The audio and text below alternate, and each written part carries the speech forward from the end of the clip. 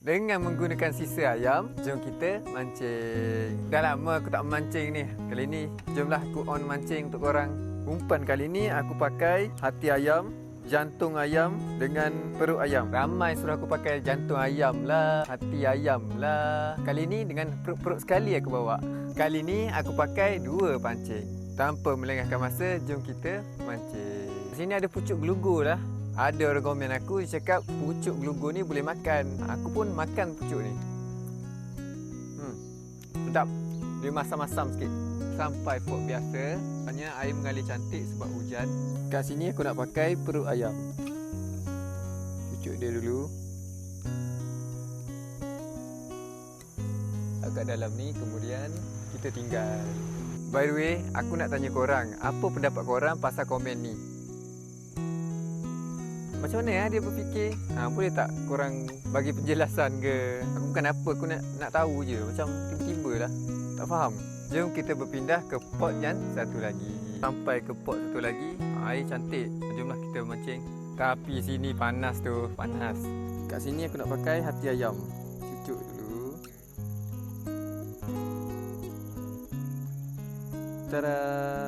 Biar betul. Letak je terus tak ada. Ini ikan lain. Percubaan sekali lagi.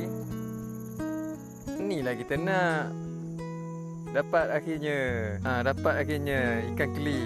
Ini adalah ikan target kita. Siapa yang cakap kat sini tak ada ikan? Kan dah dapat ni. Terima kasih yang mana cadangkan hati ayam. Aku dah dapat seekor. Mata pancing terpaksa potong sebab ikan ni telan terlalu dalam. So aku ambil balik pancing yang kat bawah tadi. Perut ayam, jom sekali lagi kita try kat situ. Sekali lagi tercabut, kita cuba hati ayam balik. Dapat. Oh, besar. Relax. Ikan kedua kita pada hari ni. Oh, besar ni. Ikan kedua pun aku kena potong mata pancing aku. 2 pancing dah kena potong.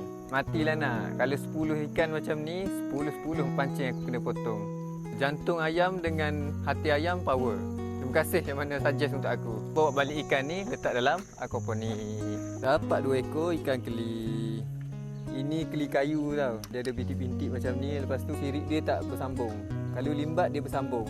Ini keli kayu. Nanti ada pula yang tanya aku keli apa. Ikan target iaitu ikan keli dah dapat. Kita masukkan dalam aquaponik. 1 ekor.